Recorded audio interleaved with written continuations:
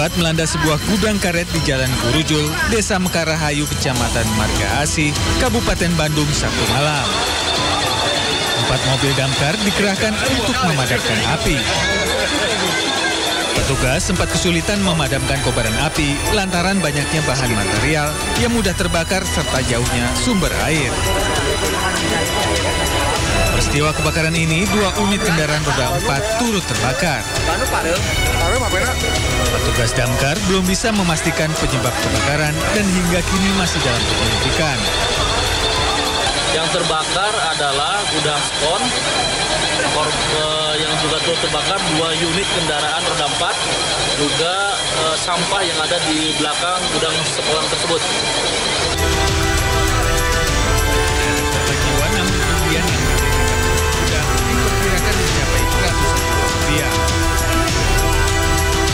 Dari Kabupaten Bandung,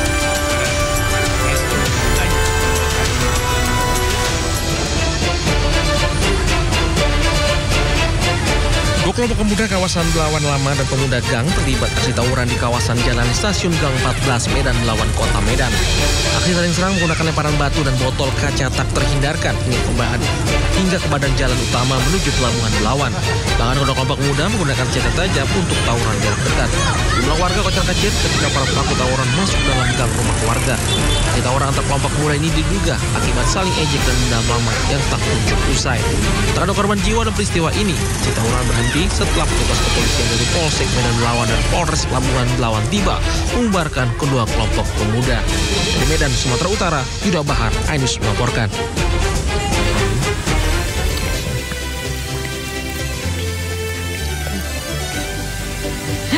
Seger banget Nata, kuning-kuning. Kuning-kuning udah kayak nanas madu ya. Nanas madu. By the way, ngomongin nanas madu, mungkin nanas madunya sedang dikonsumsi sama anak-anak sekolah yang sedang melakukan pelatihan di barak militer. Tapi kalau menurut saya sih ini jatuhnya kayak seru. Karena waktu zaman saya SMA, waktu MUPD itu saya 3 hari di Yon Bekang, Angkatan Darat. Terus? Nah, itu seru. Jadi kayak outbound, terus juga kita belajar juga masalah tentang apa itu kenegaraan juga, disiplinan itu pasti penting banget. Terus juga ada ala-ala latihan fisik juga, jadi segar bugar mantap. Segar bugar mantap. Tapi itu karena Nata memang suka ya di bidang itu. Tapi ternyata anak-anak tuh tidak semua cocok untuk bisa berada di lingkungan yang seperti itu. Dan ini menjadi kontra juga kebijakan untuk memasukkan anak-anak yang nakal atau bermasalah ini ke pelatihan kedisiplinan barak militer gitu. Meskipun di satu sisi itu menimbulkan ada kedisiplinan, kemudian juga belajar efisiensi waktu dan lain sebagainya.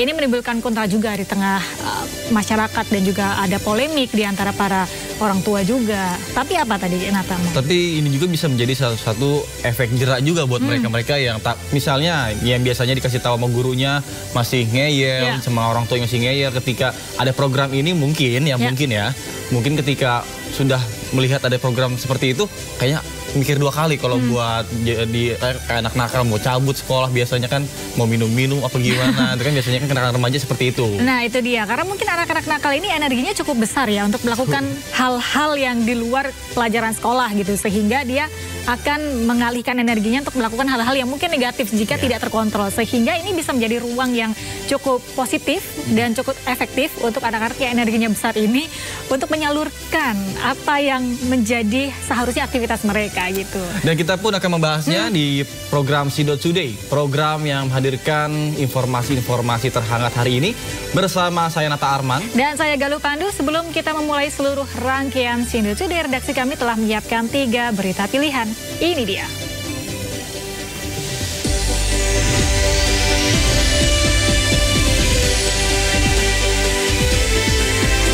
Gorontalo diguncang gempa magnitudo 6. Warga panik berhamburan keluar rumah.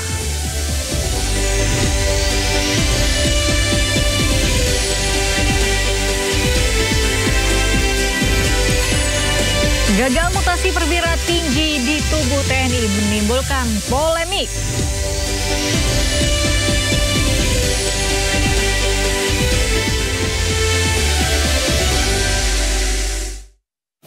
Kita awali informasi Sido Today dari Gorontalo pemirsa. Bencana masih mengintai sejumlah wilayah di Indonesia.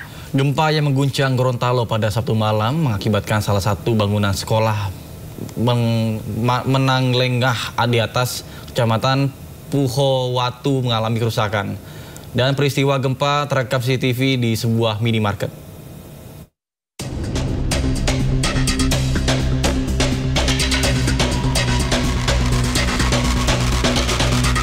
Rekaman CCTV menunjukkan detik-detik terjadinya gempa di salah satu minimarket dan membuat pengunjung dan karyawan toko lari berhamburan. Gempa bumi dengan magnitudo 6 mengguncang wilayah barat laut Kabupaten Pohuwato, Provinsi Gorontalo pada Sabtu malam sekitar pukul 20:51 waktu Indonesia Tengah.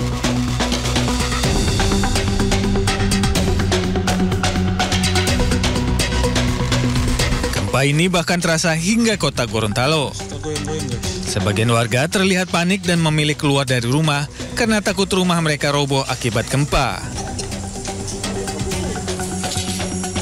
Sementara itu dilaporkan satu bangunan sekolah di wilayah Kabupaten Pohuwato yang menjadi pusat gempa yakni SMA Negeri 1 Randangan mengalami kerusakan. Plafon bangunan sekolah tersebut ambruk dan berserakan. Beberapa detik, mungkin 5-10 detik, ada parasa bagoyang, punya goyang begini. So, cerita dengan teman, kayaknya tanah goyang ini. Sudah parasa ke sana. Mungkin beberapa detik selanjutnya itu sudah mulai, bukan lagi begini, so bagoyang memang ini. Situ sudah berdiri, so baik cari tempat aman. Jangan sampai mau tertimpa material bangunan atau apa begitu. Badan Meteorologi, Klimatologi, dan Geofisika melaporkan pusat gempa berada di 35 km barat laut Pohuwato. Hingga kini, Badan Penanggulangan Bencana Daerah belum mengeluarkan data terkini terkait dampak kerusakan dan korban jiwa akibat gempa ini. Dari Gorontalo, Nur Faizil Hasan, iNews melaporkan. Pemirsa, 4 penambang emas ilegal di Kabupaten Kapuas, Kalimantan Tengah tewas akibat tertimbun tanah longsor. Tanah longsor terjadi Selasa siang di Desa Marapit, RT 01, Sungai Pinang, Kecamatan Kapuas Tengah, saat sejumlah penambang emas tengah beraktivitas.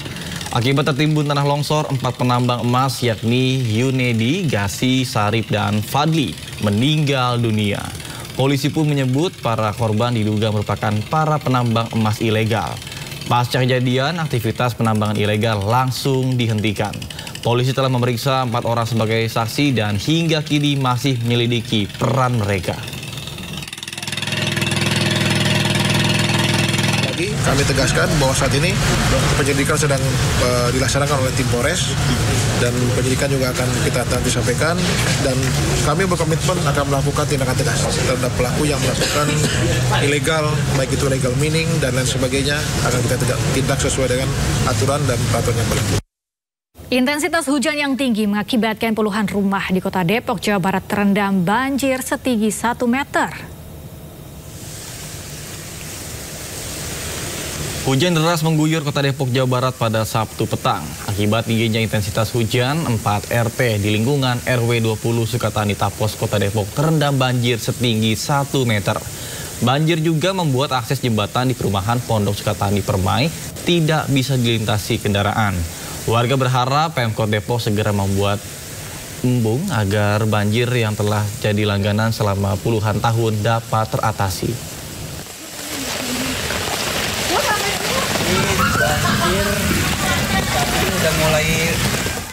Sementara itu di Jakarta Selatan, pemirsa, akibat turap kali Setu jebol, puluhan rumah kontrakan di Jagakarsa terendam banjir. Sekitar 40 kepala keluarga terpaksa mengungsi ke musola terdekat menunggu perbaikan.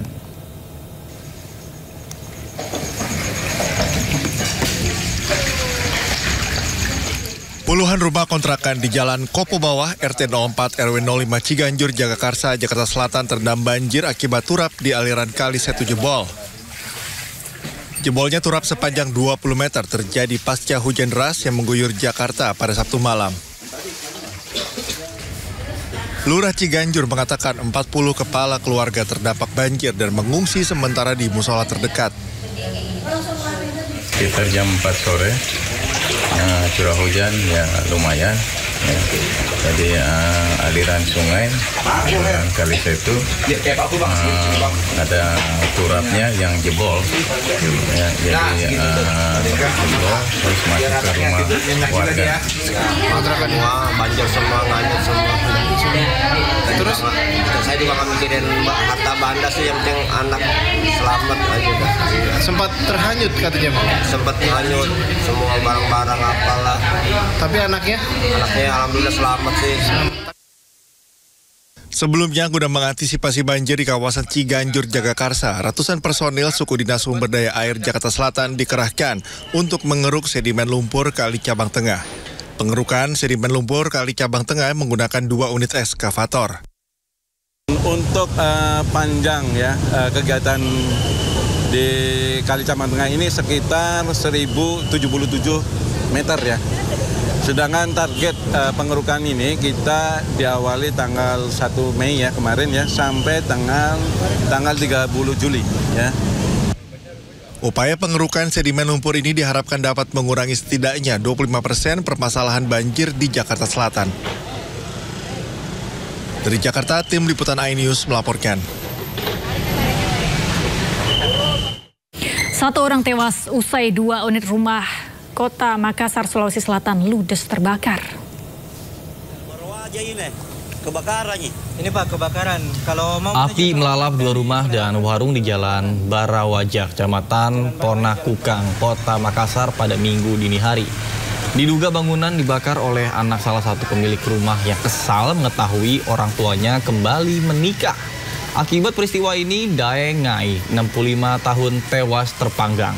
Api pun baru berhasil dipadamkan setelah 6 unit mobil pemadam kebakaran dikerahkan. Jasad korban langsung dievakuasi ke Rumah Sakit Bayangkara, Makassar, Sulawesi Selatan. Bahkan saat ini terduga pelaku pembakaran tengah diburu aparat polisian Polsek Panakukang, Kota Makassar.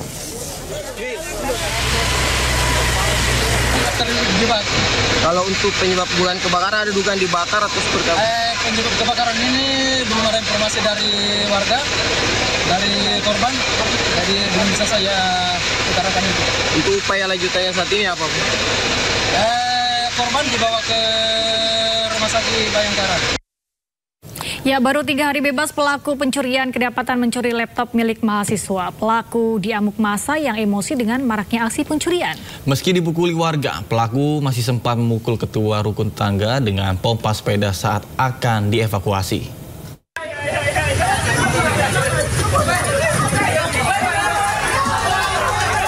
Warga emosi ini berebut untuk memukuli Rahman alias Bolang, pelaku pencurian laptop.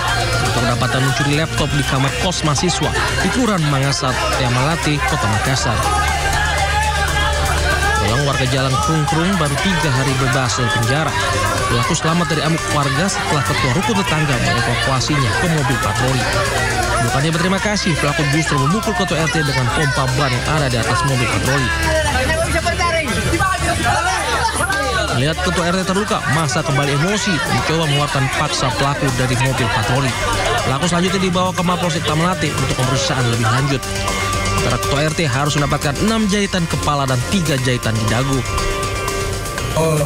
Saya mau amankan si pelaku, terus dia respect langsung dapat pompa sepeda dari mobil patroli, diantar saya. Masuk di rumah korban, kemudian kemarin sama korban sehingga diamankan oleh warga. Setelah diamankan oleh warga, kemudian ditindaklanjuti oleh jajaran Polsek Tamalate yang selanjutnya diamankan ke Polsek Tamalate. Bolang yang baru 3 hari bebas penjara kini ditahan di Mapolsek Tamalate. Bolang dijerat polisi dengan pasal pencurian. Dari Kota Makassar, Sulawesi Selatan, Muhammad Nurboni melaporkan. Pemirsa, aparat polisi melepas tembakan peringatan untuk menghalau warga suku Anak Dalam yang mencoba melakukan penyerangan. Aksi ini merupakan buntut aksi pengeroyokan sekuriti sebuah perusahaan yang mengakibatkan seorang anak orang rimba tewas.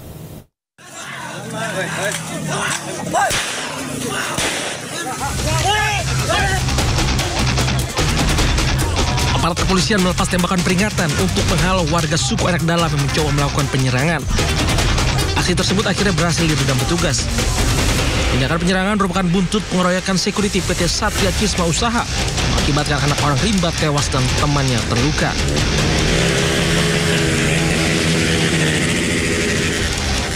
Peristiwa bermula saat security perkebunan sawit mendapati 2 korban yang diduga akan mencuri sawit di Desa Betung, Berdara Barat, Kabupaten Tebo, Jambi.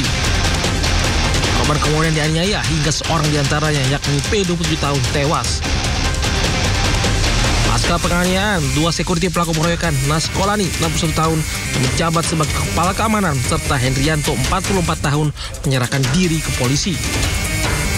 Menurut polisi, diduga ada security lain yang ikut menganiaya 2 korban. 2 orang diantaranya sudah diamankan. Mereka ini berperan, 1 orang ini berperan memegang korban, dan termasuk juga ikut memukuli, dan satunya juga ikut memukuli menggunakan kayu. Pada para pelaku pengeroyokan yang ikut serta dalam peristiwa tersebut, segera datang ke Polres menyerahkan diri. Atas perbuatannya, kedua pelaku terancam pasal tentang pengeroyokan, ancaman hukuman di atas 5 tahun pidana penjara. Dari Jambi, Adrianus Susandra, Ainus melaporkan. Pemirsa, polisi menangkap 2 pelaku penyerangan di lingkungan rumah anggota DPR Ahmad Sahroni di Tanjung Priok, Jakarta Utara.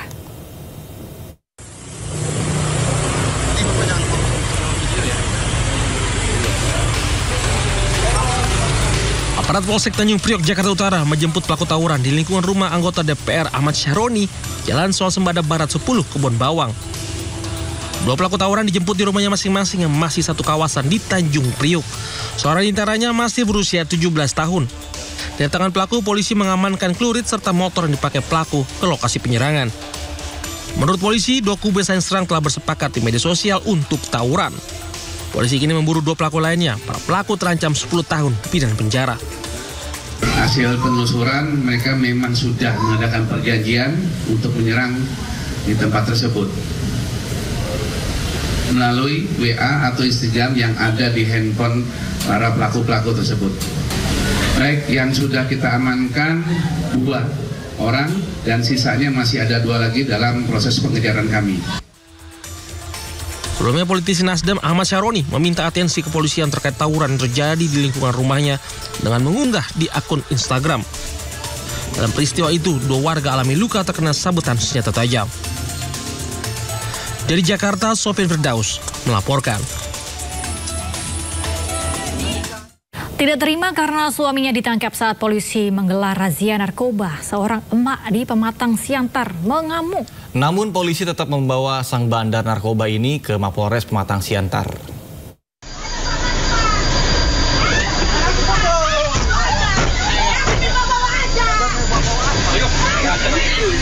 Beberapa istri terduga pengedar narkoba ini mengamuk dan mempertanyakan barang bukti yang didapat polisi saat penggerebekan. Meski terus berusaha melakukan pengadangan, para terduga pelaku berhasil dibawa ke Polres Pematang Siantar.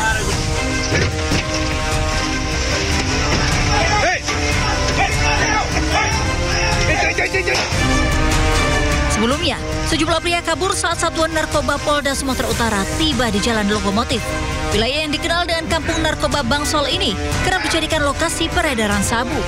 Dalam penggerebekan, 4 pria terduga pengedar sabu ditangkap serta seorang wanita yang melakukan pengadangan. Ada video sebagai barang bukti. Kami telah mengamankan seorang perempuan tersangka Hazura Mustika yang mengakui sebagai istri dari tersangka Johari Prayudi yang ditangkap sebelumnya. Polisi akan rutin melakukan penggerebekan narkoba di wilayah Bangsal untuk memutus rantai peredaran barang haram tersebut. Dari Pematang Siantar, Sumatera Utara, Darma Setiawan, Ayus melaporkan. Seorang bocah berusia 9 tahun di Sukabumi, Jawa Barat melakukan teror pembakaran ke sejumlah rumah warga. Aksi tersebut dilakukan lantaran terinspirasi film yang ditontonnya. Ditipar hati-hati, aya jelema aja ngaduruk tingali imah aing. Rentetan teror pembakaran rumah milik warga ini terjadi di Kampung Tipar, Kecamatan Citamiang, Kota Sukabumi, Jawa Barat. Aksi pembakaran itu sudah terjadi dalam 4 hari terakhir. Terakhir insiden tersebut terjadi Jumat siang saat warga pulang Jumatan. Total hampir 13 titik rumah warga menjadi korban pembakaran. Tak hanya rumah, fasilitas umum juga menjadi sasaran. Setelah terungkap pelaku pembakaran selama ini meresahkan warga, ternyata seorang bocah berusia 9 tahun. Pelaku merupakan warga sekitar lokasi kejadian itu. Diamankan warga saat akan kembali melakukan pembakaran rumah milik warga lainnya. Usai diamankan polisi, anak tersebut mengaku aksi pembakaran dilakukan lantaran terinspirasi film action yang ditontonnya. Untuk motif ABH tersebut melakukan pembakaran menggunakan korek api gas karena iseng dan terobsesi oleh tontonan atau film yang ditonton di televisi. Setelah dimusyawarahkan dengan warga, kepolisian dan para korban, kasus telah diselesaikan secara kekeluargaan. Bocah tersebut juga sudah dikembalikan kepada orang tuanya namun dengan pengawasan ketat. Dari Sukabumi, Jawa Barat, Budi Setiawan, iNews melaporkan. Inilah pentingnya menonton film sesuai dengan umurnya ya, Nata. Betul, jadi jangan sampai anak-anak di bawah umur ini yang belum tahu apa-apa disuguhi film-film yang tanpa ada pendampingan dari orang tua. Jadi akibatnya fatal kan? Iya, makanya di bioskop-bioskop biasanya tontonlah film sesuai dengan umurnya. Karena efek-efek negatif seperti aksi pembakaran, karena terinspirasi film action, atau mungkin terinspirasi film-film misalnya Spider-Man yang bisa turun dari lantai ketinggian, anak kecil nonton tanpa pendampingan, niruin dia. Betul, kayak zaman dulu kita SD, ada Smackdown ya kan, banyak yang ikut-ikutan Smackdown, loncat dari atas bangku sekolah, nibanin temen yang pukul-pukulin, itu nggak bener banget. Makanya kan makanya dihilangkan ya programnya. Programnya juga dihilangkan. Ya pemirsa, kita menuju ke informasi berikutnya. Seorang balita terkunci sendirian di kamar di kawasan Duren Sawit, Jakarta Timur. Orang tua balita yang panik langsung menghubungi petugas Sudin Damkar Jakarta Timur untuk melakukan evakuasi balita yang sempat terjebak hampir setengah jam.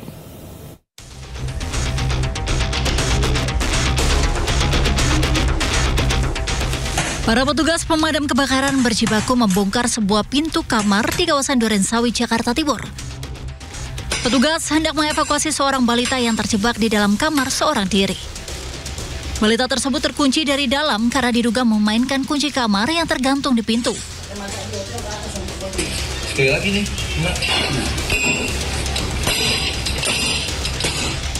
Orang tua baru menyadari kamarnya terkunci setelah ingin menemui sang anak yang berada di dalam kamar. Orang tua sang balita yang panik langsung menghubungi petugas damkar. Petugas berusaha mencongkel kunci pintu menggunakan palu untuk membuka pintu yang terkunci. Setelah hampir setengah jam, pintu kamar yang terkunci akhirnya berhasil dibuka petugas. Ini anaknya nih. Halo. Halo. Orang tua dihimbau untuk selalu mengawasi sang buah hati agar kejadian serupa tidak terjadi. Dari Jakarta, Rio Manik, iNews melaporkan. Ratusan siswa SMP di Bandung, Jawa Barat keracunan diduga usai mengkonsumsi menu makan bergizi gratis. Informasi selengkapnya akan kami hadirkan usai jeda, tetaplah di Sino Today.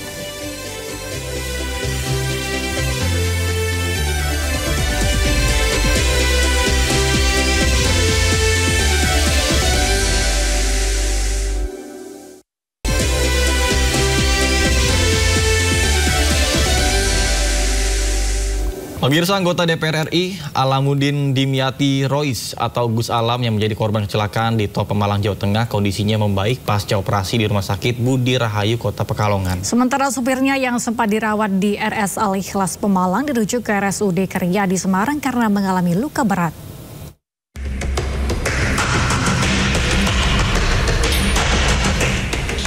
Belia Malkan, sopir anggota DPR RI Alamuddin Dimyati Rois atau Gus Alam mengalami luka berat akibat kecelakaan di Tol Pemalang, Jawa Tengah. Dirinya yang semula menjalani perawatan intensif di Rumah Sakit Al-Ikhlas Semarang harus dirujuk ke RSUD Karyadi Semarang. Sementara kondisi Alamuddin Dimyati Rois masih dalam perawatan intensif di Rumah Sakit Budi Rahayu, Kota Pekalongan. Polisi menyebut meski mengalami luka berat, kondisi Gus Alam mulai membaik. Sementara polisi masih menyelidiki kejadian kecelakaan di Tol Pemalang ini. Semarang. Untuk supir dan kernet sedang kami mintai keterangan, kemudian sampai dengan saat ini kasus kecelakaan tersebut masih dalam proses penyelidikan. Sementara tim TAA dari Polda Jawa Tengah sudah melaksanakan olah TKP di jalan tol sesuai dengan TKP kemarin. Sebelumnya, mobil yang ditumpangi 4 orang termasuk Alamudin Dimyanti Rois dan 2 orang asisten pribadinya mengalami kecelakaan di tol Pemalang, kilometer 315+900. Saat kejadian, menabrak bagian belakang truk Puso pada Jumat dini hari kemarin. Akibat kecelakaan ini, 2 asisten pribadi Alamudin Dimyanti meninggal dunia di lokasi kejadian. Saat kejadian, rombongan sedang dalam perjalanan pulang sehabis acara di sebuah pondok pesantren di Brebes.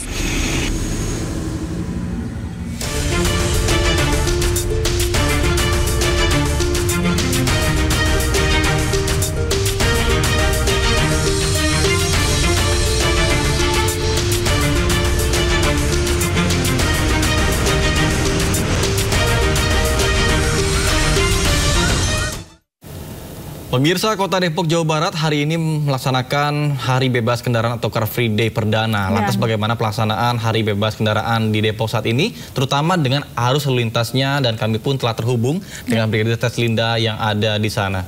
Ya, halo Brigadir Treslinda, bagaimana kondisi Hari Bebas Kendaraan di sana? Apakah masih berlangsung?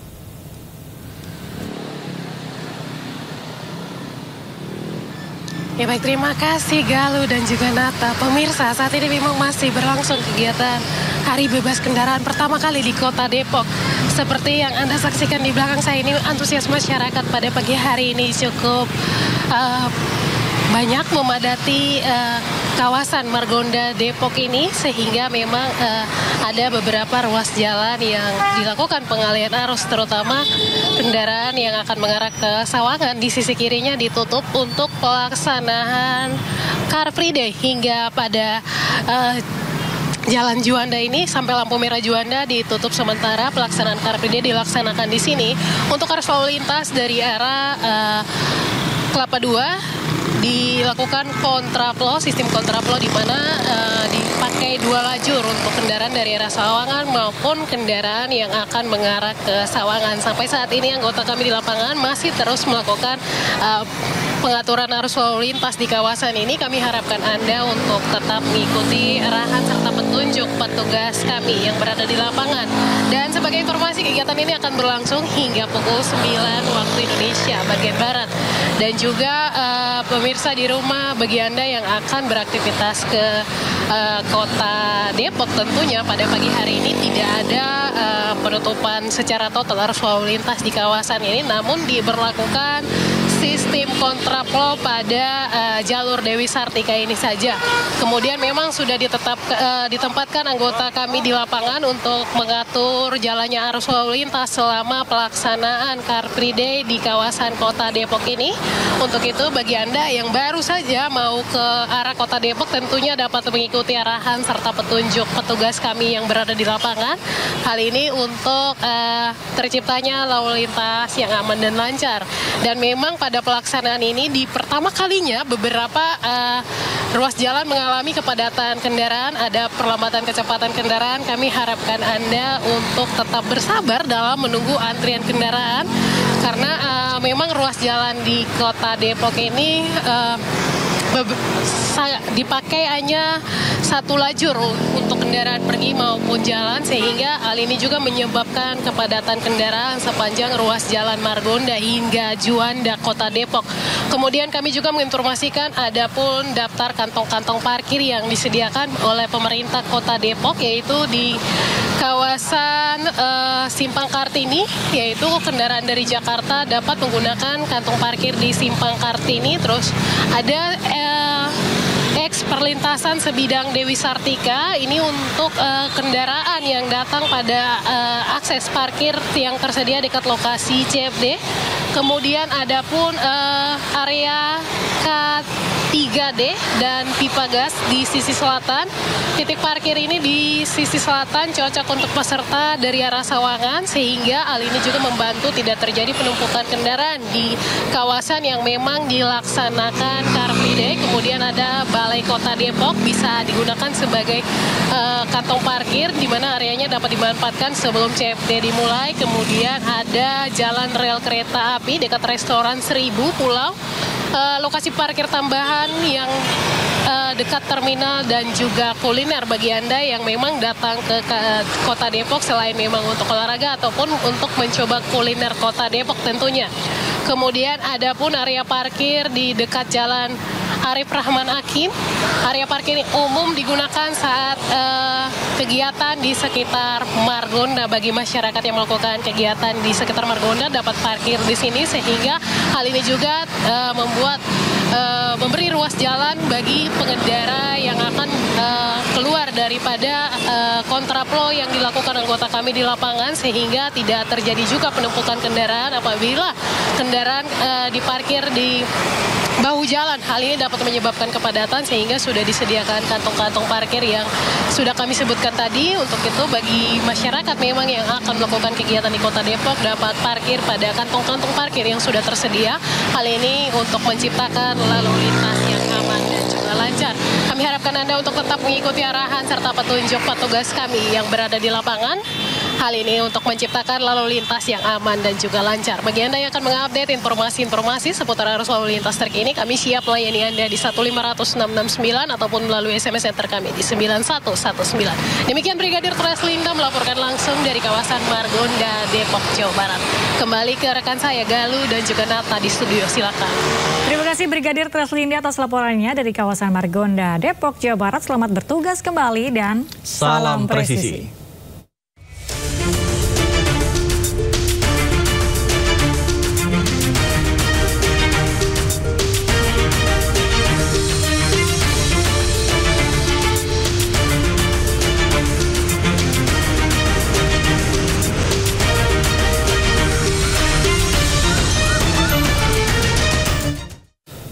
Beralih ke informasi lainnya pemirsa, di hari ketiga para siswa bermasalah di barak militer mendapatkan pelatihan kedisiplinan hingga pelatihan wawasan kenegaraan. Dan rencananya para pelajar ini akan mendapatkan pembinaan hingga 2 pekan.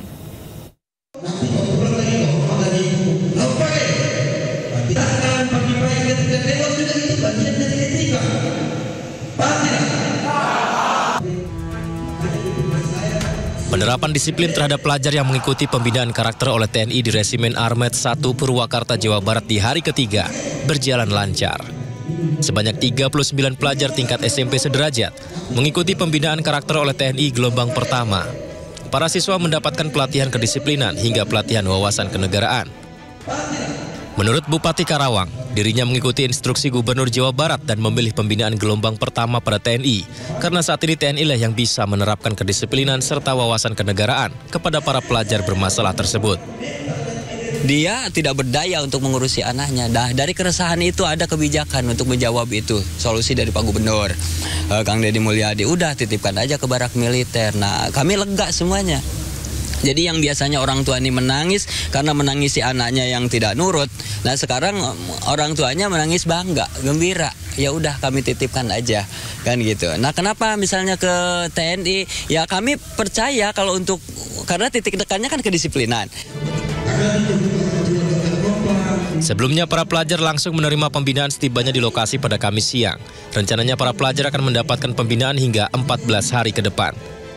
Dari Purwakarta, Indra Setiabudi, M. Hoirudin, iNews melaporkan. Pemirsa, Gubernur Jawa Barat Deddy Mulyadi mengunjungi ke 39 anak-anak bermasalah di Resimen Armet 1 Purwakarta. Ya, hari ketiga di barak militer, Deddy Mulyadi menyampaikan kemajuan disiplin anak-anak tersebut.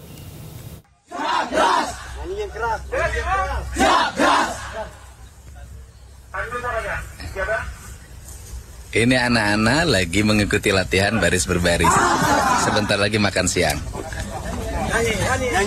Ayo mana nyanyinya?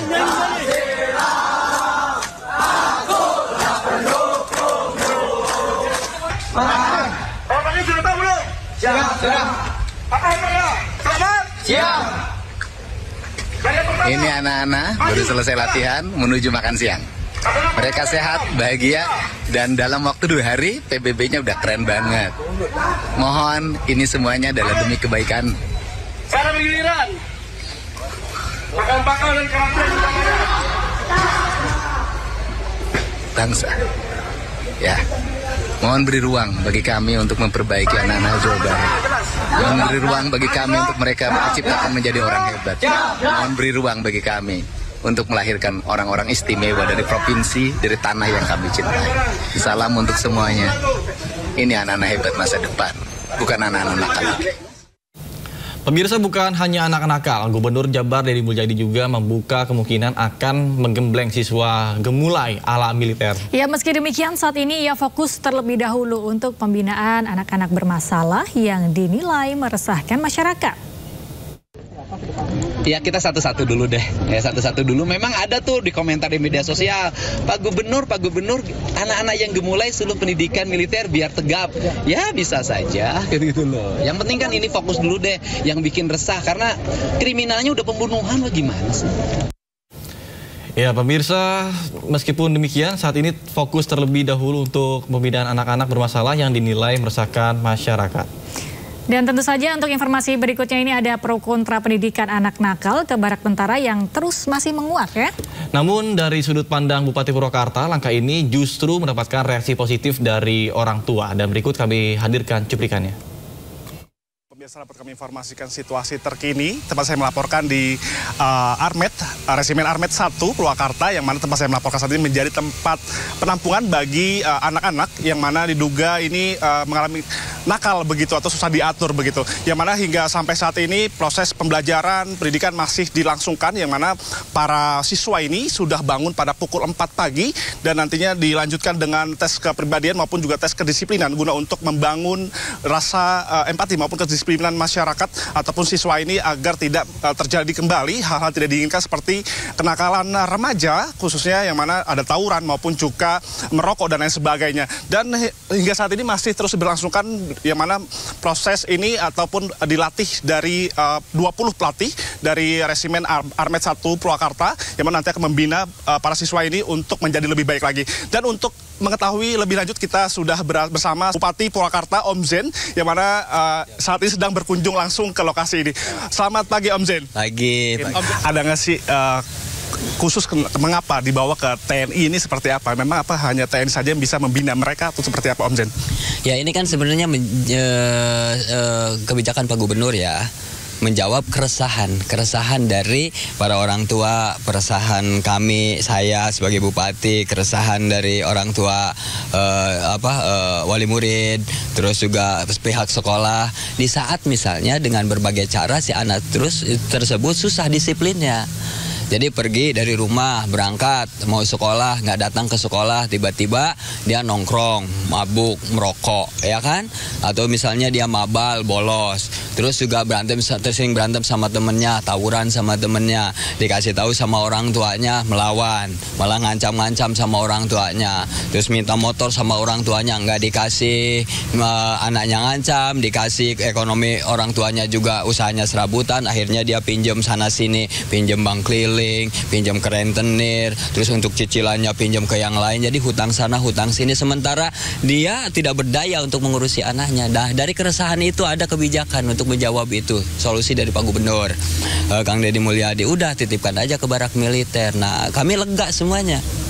Jadi yang biasanya orang tua ini menangis karena menangisi anaknya yang tidak nurut, nah sekarang orang tuanya menangis bangga, gembira. Ya udah, kami titipkan aja.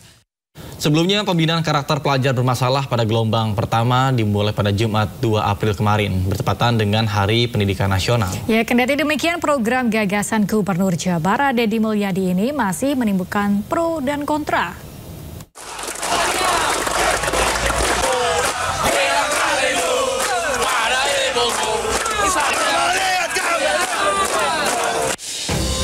Pembinaan karakter pelajar bermasalah pada gelombang pertama berlangsung mulai Jumat 2 Mei dan diikuti sebanyak 39 pelajar di Resimen Armet 1 Purwakarta, Jawa Barat.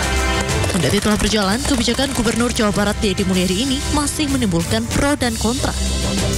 Kritik salah satunya datang dari Lembaga Perlindungan Anak Indonesia atau LPAI yang tidak setuju bahwa pembinaan anak menggunakan cara militer. LPAI juga menyebut pembinaan yang dilakukan anggota TNI harus tetap ramah anak.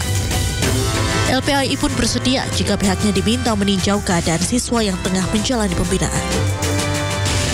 Jadi ini tetap adalah anak. Jadi mohon tidak dengan cara-cara militer. Artinya prinsipnya kedisiplinannya boleh itu diambil, jadi tetap harus ramah anak atau layak anak istilahnya. Ini yang selalu dikampanyekan juga oleh Kementerian Pemberdayaan Perempuan dan Perlindungan Anak, bahwa apakah itu di sekolah, apa di masyarakat, di kota, makanya ada kabupaten kota layak anak dan sebagainya, maka pendidikan juga harus layak anak. Jadi demi kepentingan terbaik bagi anak, makanya sangat apresiasi bahwa ini juga ada pendampingan guru BK, ada psikolog dan sebagainya, supaya masalah kejiwaan anak juga tetap terpantau. Ini adalah hak tumbuh dan berkembang bagi anak-anak.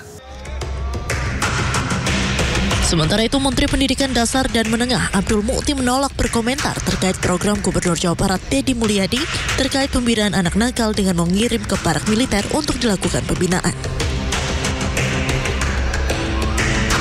Ya. Beberapa sekolah di Jawa Barat sudah menerapkan wamil bagi anak yang nakal begitu, Pak. Aduh, saya no comment ya soal wamen ya. Soal wamil saya no comment, mohon maaf ya. Mohon maaf ya. Terima kasih ya. Terima kasih. Program pembinaan anak bermasalah digagas Gubernur Jawa Barat Deddy Mulyadi. Sasaran utama dari program ini yakni siswa yang mengalami kesulitan saat dibina oleh sekolah atau mereka yang terlibat dalam pergaulan bebas dan tindakan kriminal. Tim Liputan iNews melaporkan. Pemirsa, Gubernur Jawa Barat Deddy Mulyadi menyatakan nantinya tidak hanya siswa bermasalah yang masuk barak militer. Namun orang dewasa yang bermasalah mengarah ke kriminal juga akan dibina oleh militer. Ya kan satu SMP ya, SMA sudah mulai kan dirindam hari ini, sudah mulai SMA dan nanti di setiap kabupaten kota ada jenjang untuk SMP dan SMA. Bahkan saya berencana setelah SMP dan SMA ini berhasil, saya lihat nanti sebulan ke depan ya, ini berhasil, maka nanti yang dewasa. Yang suka nongkrong-nongkrong di perempatan, mabok-mabok, tawuran, yang susah diproses pidananya karena tindak pidananya ringan. Kalaupun dipidana masuk LP malah naik tingkatan kejahatannya. Nah itu nanti akan saya siapin konsepnya penanganannya. Jadi nanti bukan kenakalan remaja aja yang saya tangani. Saya akan menangani juga kenakalan orang dewasa. Nah Bupati kalau nakal saya kirim ke sini. Ratusan siswa SMP di Bandung, Jawa Barat keracunan diduga usai mengkonsumsi menu makan bergizi gratis. Ya, siswa mengalami diare usai menyantap makaroni dan sayuran yang diduga sudah tidak layak konsumsi.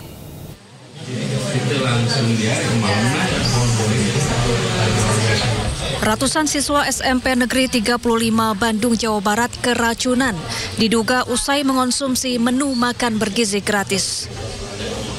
Para siswa menyantap makanan pada Selasa siang dan gejala keracunan muncul keesokan paginya. Mayoritas siswa mengaku mual, pusing, diare hingga muntah-muntah. Mereka langsung berobat secara mandiri dan tidak ada yang sampai dirawat inap. Adapun makanan yang disantap siswa adalah makaroni dan sayuran yang dimasak pihak catering sejak pukul 1 dini hari. Kemudian hari Rabu pagi ada laporan beberapa anak yang mengalami gejala diare. Tapi setelah dikonfirmasi terus ternyata jumlah yang mengalami diare ternyata jumlahnya cukup banyak gitu. Makanya kami segera berkoordinasi dengan pihak Badan Gizi Nasional, kemudian dengan Puskesmas dan Dinas Kesehatan.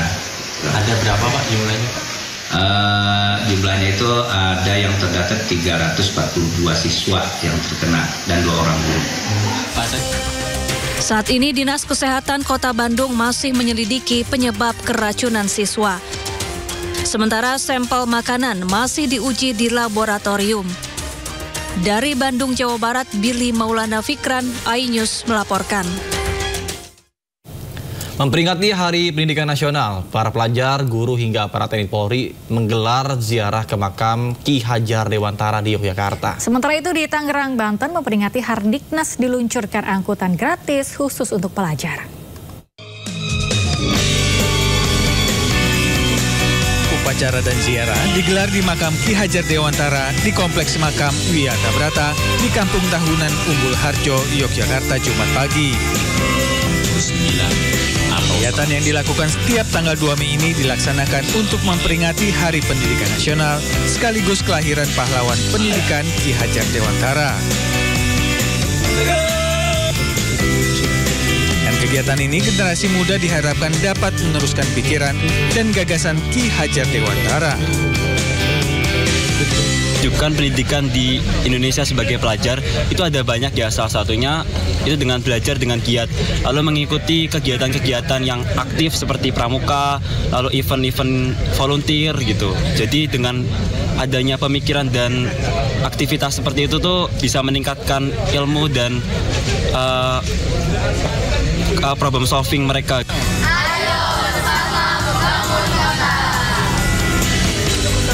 Para pelajar di Kota Tangerang, Banten kini semakin bahagia. Pasalnya di Hari Pendidikan Nasional, pemerintah Kota Tangerang meluncurkan angkutan gratis khusus untuk pelajar. Selain mempermudah akses menuju sekolah, dengan adanya layanan angkutan gratis ini bisa mengurangi beban orang tua untuk biaya transportasi ke sekolah. Selamat jalan. Nah, itu sekolah di mana, Tan? Di SMP 1. Biasanya ke sekolah naik apa tuh? Naik bis. Naik bis, tapi bayar? Bayar. Sekarang gratis tuh. Senang ya, Tan ya? Kelas berapa, Tan? Kelas 1. Kelas 1. Merasa terbantu nggak dengan adanya bantuan bis gratis ini, Tan? Merasa terbantu banget. Selain kita lakukan program sekolah gratis, alhamdulillah juga pada saat ini Pak Gubernur juga ada program sekolah gratis untuk SMA. Jadi sejalan linier ya programnya dari pusat sampai daerah, dan sekarang kita tambahkan dengan ini Pak peluncuran bis sekolah gratis. Jadi ini di 4 koridor ya. Angkutan gratis ini dapat digunakan pelajar sekota Tangerang untuk mempermudah akses pendidikan dan mengurangi kemacetan di wilayah perkotaan. Liputan News melaporkan. Pemirsa, area tawaf di Masjidil Haram Mekah sepi jemaah penanda dimulainya musim haji. Sindo Today akan segera kembali, tetaplah bersama kami.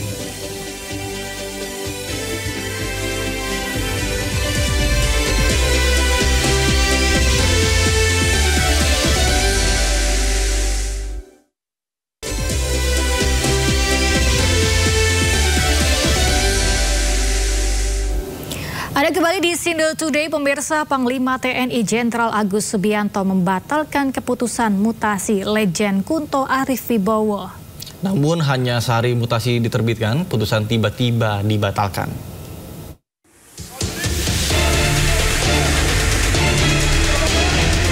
Sebelumnya Panglima Jenderal TNI Agus Subianto rotasi mutasi terhadap 237 perwira tinggi TNI.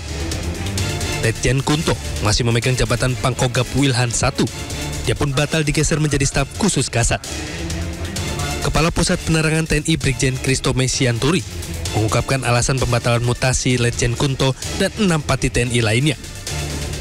Setelah Kep dikeluarkan, Kep 554 4 Romawi tahun 2005 tanggal 29 April 2022, ternyata dari rangkaian gerbongnya, rangkaian yang harus berubah di mengikuti alurnya Pak Kunto itu, ada beberapa yang memang belum bisa bergeser saat ini. Ya, sehingga diputuskanlah untuk meralat atau menangguhkan rangkaian itu. Dan dikeluarkanlah Kep 554A dari 4 Romawi 2025 tanggal 30 April dengan rangkaian yang lainnya. Jadi kan sidang Majelis kan biasanya bersidang itu untuk 3 bulan ke depan. Jadi ada rangkaian-rangkaian yang sudah disiapkan, yang memang harus ada yang pensiun, ada yang harus bergeser. Nah, nanti apabila sudah mendekati harinya, akan kita konfirmasi lagi siapa-siapa yang memang harus bisa bergeser. Nah itu, jadi perubahan saat ini hanya untuk mengakomodir adanya beberapa pati dalam rangkaian Pak Lejen Kunto itu belum bisa bergeser, karena memang ada tugas-tugas yang masih harus diselesaikan oleh mereka dihadapkan dengan perkembangan situasi saat ini.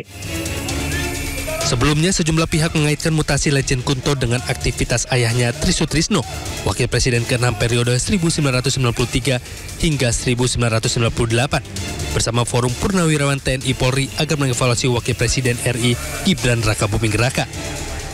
Forum Purnawirawan Prajurit TNI ini yang dipimpin Jenderal Purnawirawan TNI ini menyampaikan pernyataan sikap berupa 8 tuntutan, mulai dari kembali Undang-Undang Dasar 45 sebagai tata hukum politik pemerintahan.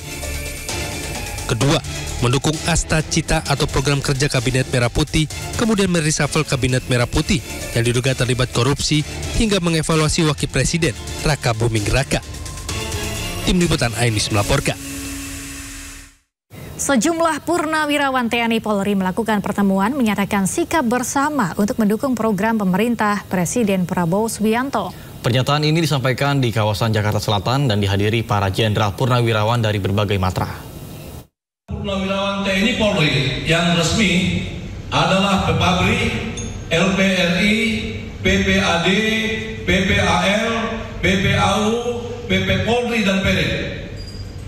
2. Soliditas TNI Polri merupakan jaminan bagi tetap tegaknya dan utuhnya NKRI. Oleh karena itu, diperlukan konsolidasi yang terus-menerus. 3. Purnawirawan TNI Polri, walaupun sudah purna tugas, tetapi belum purna pengabdian, tetap berpedoman pada Sabta Marga, Sumpah Prajurit, dan Tribrata, sehingga purnawirawan TNI Polri tetap setia dan taat kepada konstitusi. 4. Purnawirawan TNI Polri mendukung sepenuhnya program pemerintah sesuai dengan Asta Cita. 5. Purnawirawan TNI Polri mengajak semua lapisan masyarakat untuk bersama-sama mendukung kelancaran pembangunan nasional. Pemirsa, Polda Kalteng membentuk tim gabungan untuk menangani kasus penyegelan perusahaan di Kabupaten Barito Selatan yang dilakukan oleh Oknum Ormas DPD Gripjaya. Langkah ini diambil untuk memastikan penegakan hukum berjalan sesuai dengan prosedur.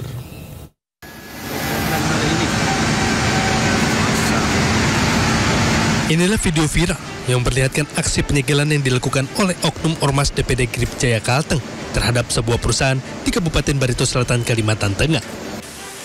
Menyikapi kejadian tersebut, Kapolda Kalimantan Tengah, Irjen Pol Irwan Kurniawan, langsung memerintahkan Direktorat Kriminal Khusus, Direktorat Kriminal Umum, dan Kosubdit Jatanras membentuk tim guna melakukan penyelidikan membackup Polres Barito Selatan. Pihaknya akan melakukan penindakan hukum secara tegas dan tetap menjunjung keadilan, sehingga permasalahan apapun yang terjadi di masyarakat harus diselesaikan dengan proses hukum. Kami akan melakukan penegakan hukum secara tegas dan tetap menjunjung keadilan. Oleh sebab itu, permasalahan apapun yang terjadi, rekan-rekan sekalian, negara kita ini negara hukum. Sehingga permasalahan yang ada di masyarakat itu diselesaikan dengan melalui proses hukum. Kegiatan-kegiatan yang menyimpang aturan hukum, saya sudah perintahkan secara tegas, kita akan proses secara hukum dengan tegas. Polda Kalteng menegaskan tidak akan mentolerir tindakan yang mengganggu ketertiban umum maupun aktivitas dunia usaha dan mengajak semua pihak untuk menghormati hukum sebagai jalan penyelesaian konflik. Dari Palangkaraya, Kalimantan Tengah, Adesata iNews melaporkan.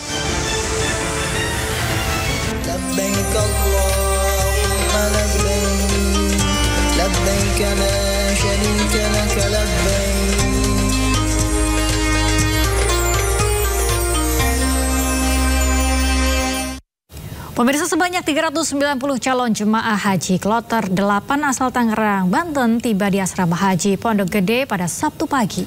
390 calon jemaah haji ini akan melakukan pengecekan administrasi dan transit terlebih dahulu sebelum dijadwalkan berangkat ke Tanah Suci pada hari Minggu ini.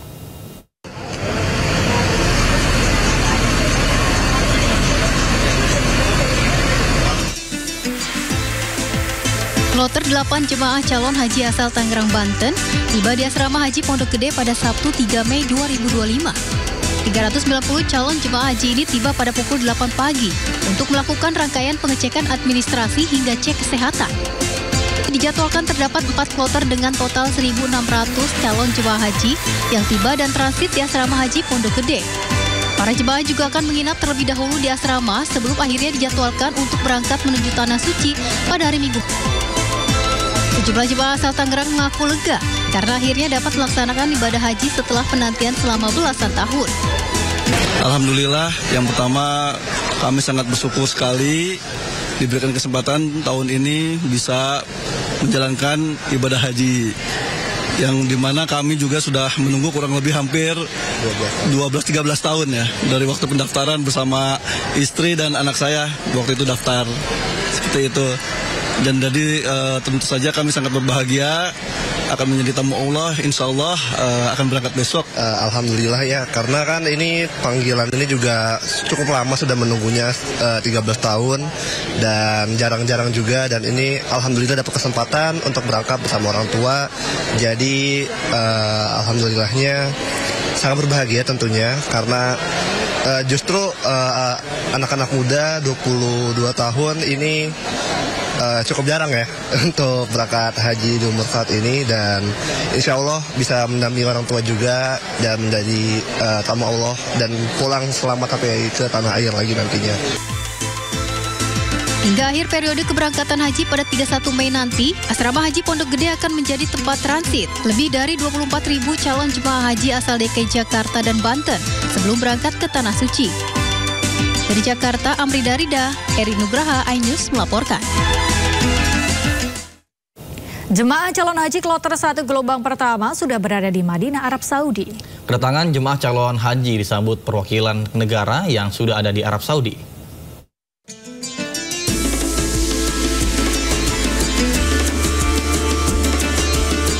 Senyum penuh syukur mewarnai kedatangan jemaah calon haji Indonesia di Bandara Amir Muhammad bin Abdul Aziz, Madinah, Arab Saudi.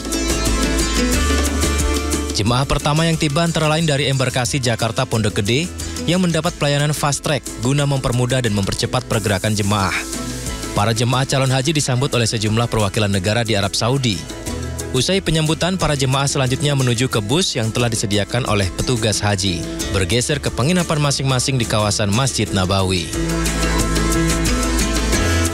Para petugas haji juga sigap melayani para jemaah lansia yang menggunakan kursi roda hingga naik menuju bus. Selain jemaah embarkasi Jakarta, kedatangan jemaah embarkasi Lombok juga tiba di Bandara Madinah. Alhamdulillah pagi ini kami menerima kedatangan kloter JKG1 dan hampir bersamaan juga landing LOP1. Secara umum layanan yang diberikan kepada jamaah JKG1 berjalan dengan lancar meskipun ada penundaan kedatangan, tapi alhamdulillah semuanya bisa dilayani dengan baik, termasuk seluruh jamaah lansia dapat dilayani dengan baik, tidak ada kendala apapun.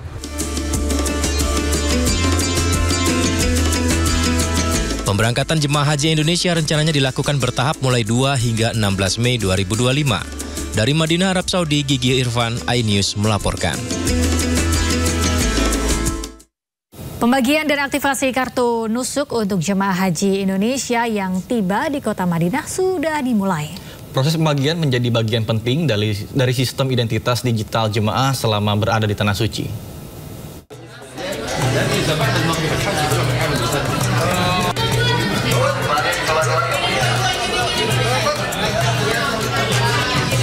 Kementerian Haji Arab Saudi mewajibkan setiap jemaah untuk memiliki dan mengaktifkan kartu nusuk sebagai identitas resmi selama menunaikan ibadah haji. Untuk jemaah yang masuk melalui Bandara Madinah, kartu nusuk dibagikan saat mereka tiba di hotel. Proses ini dilaksanakan oleh syarikat, yaitu perusahaan penyelenggara layanan jemaah di Arab Saudi. Jemaah diberi waktu 1 kali 24 jam untuk mengaktifkan kartu tersebut. Kepala Daker Madinah, M. Lutfi Maki, menjelaskan bahwa kartu nusuk ini merupakan smart card yang berfungsi sebagai pengganti visa dan identitas digital jemaah. Iya, karena ini sebagai pengganti identitas ya atau pengganti visa, karena kartu ini disebut Smart Card. Jadi ketika nanti jamaah haji memasuki kota Mekah, memasuki Armina pada fase puncak, akan pemerintah Arab Saudi melalui syarikat akan melihat bahwa jamaah ini memang betul jamaah haji dari Indonesia dengan membuktikan kartu nusuk ini. Saat puncak haji, petugas akan memeriksa kartu nusuk untuk memastikan jemaah terdaftar secara resmi. Karena itu, jemaah diimbau untuk selalu membawa kartu nusuk kemanapun saat keluar hotel. Dari Madinah, Arab Saudi, Gigi Irfan Wahyudi, iNews melaporkan. Calon jemaah haji gelombang pertama telah mulai melakukan rangkaian ibadah di Masjid Nabawi. Sebelumnya, sejumlah kelompok terbang gelombang pertama asal Indonesia telah tiba sejak hari Sabtu. Para calon jemaah haji akan tinggal di Madinah selama 8 hingga 9 hari sebelum bertolak ke Mekah menjelang puncak haji. Sebagian jemaah mulai melakukan sholat Arba'in, yaitu ibadah sholat berjemaah di Masjid Nabawi selama 40 waktu atau 8 hari berturut-turut. Namun, calon jemaah haji diimbau untuk menjaga kesehatan dan tidak memaksakan diri untuk sholat Arba'in di Masjid Nabawi karena hukumnya sunnah. Jemaah pun dihimbau untuk menyimpan energi dan mempersiapkan diri untuk menghadapi puncak haji.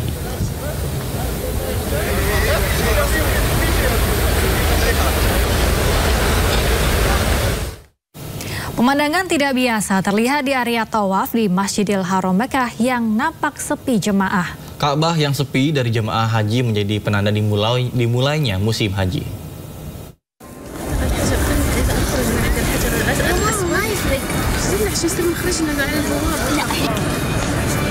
Inilah suasana di Mataf pada Jumat waktu Arab Saudi. Area tawaf tampak sepi jemaah. Area yang biasanya dipadati jutaan umat muslim ini tampak lengang. Hanya diisi oleh sejumlah kecil jemaah haji yang baru tiba. Sepinya Mataf menjadi penanda dimulainya musim haji tahunan, sekaligus berakhirnya musim umroh. Situasi ini merupakan dampak langsung penegakan larangan tinggal di Makkah pemegang visa non-haji. Peraturan ini efektif berlaku sejak 29 April lalu hingga berakhirnya musim haji. Otoritas Arab Saudi tengah gencar mempersiapkan penyelenggaraan ibadah haji tahun ini. Dengan berbagai langkah ketat, penegakan aturan ketat, diharapkan arus jemaah haji lebih terkontrol dan fokus pada mereka yang memiliki izin resmi. Masjidil Haram diperkirakan akan mengalami peningkatan jumlah jemaah secara bertahap dalam beberapa hari mendatang, seiring kedatangan jemaah haji dari berbagai penjuru dunia. Pemirsa, isak tangis mewarnai pelepasan ratusan calon jemaah haji Kloter 8 asal Tangerang Selatan, Banten. Sebanyak hampir 400 calon jemaah diberangkatkan dari Islamic Center Serpong pada Sabtu pagi oleh Wali Kota Tangerang.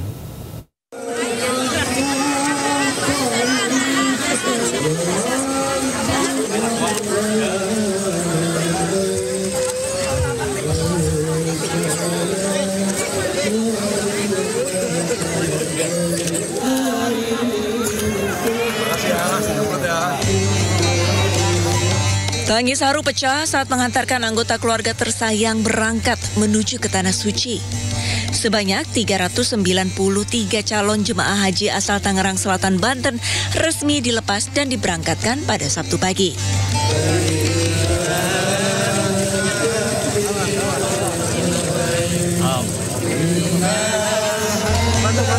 Acara pelepasan dilaksanakan di Islamic Center Serpong. Wali Kota Tangerang Selatan, Benyamin Dafni pun melepas langsung Kloter 8 ini. Lambaik Allahumma lambaik, lambaik la syarika lak, lambaik Allahumma lambaik. Saya tadi sampaikan ke jamaah bahwa penantian mereka ada yang 12 tahun, ada yang 13 tahun. Sudah mereka tempuh sedemikian rupa, sudah mereka bayar dengan kesabaran, keikhlasan, maka penantian itu sekarang tiba waktunya. Oleh karena itu jangan dikotori dengan hal-hal yang bersifat duniawi. Udah serahkan semuanya kepada Allah Subhanahu wa taala. Tadi saya sampaikan demikian. Ya, boleh kangen sama keluarga, tapi jangan tiap saat kemudian berkomunikasi. Udah di sana itu menjadi tamu Allah, menjadi tamu yang terbaik. Berdasarkan catatan dari Kementerian Agama Tangerang Selatan tahun 2025, terdapat 1.479 calon jemaah haji yang akan menunaikan ibadah haji. Semuanya terbagi dalam 4 kloter atau kelompok terbang. Pemerintah pun mengimbau agar para calon jemaah haji menjaga kondisi kesehatan mereka saat berada di Tanah Suci. Dari Tangerang Selatan, Banten, Nunung Purnomo, iNews melaporkan.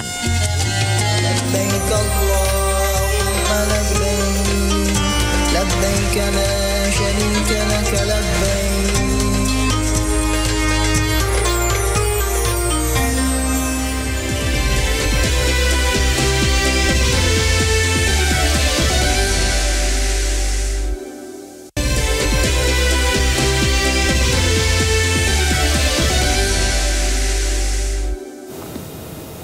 Terima kasih Anda masih bersama kami di Sindo Today. Pemirsa, aksi demo bela Palestina kembali digelar di Jakarta. Ya, aksi lawan Zionis Israel digelar di depan Kedutaan Besar Amerika Serikat di Jalan Medan Merdeka Selatan, Jakarta Pusat. Ratusan orang dengan semangat mengikuti aksi lawan Zionis di depan Kedutaan Besar Amerika Serikat di sekitar kawasan Silang Monas, Jakarta. Dengan kompak berbaju putih dan syal khas Palestina, para pendemo menyuarakan aspirasi agar kekerasan dan genosida oleh Zionis Israel terhadap warga Palestina segera dihentikan. Aksi berjalan dengan sangat tertib dengan pengawalan anggota kepolisian.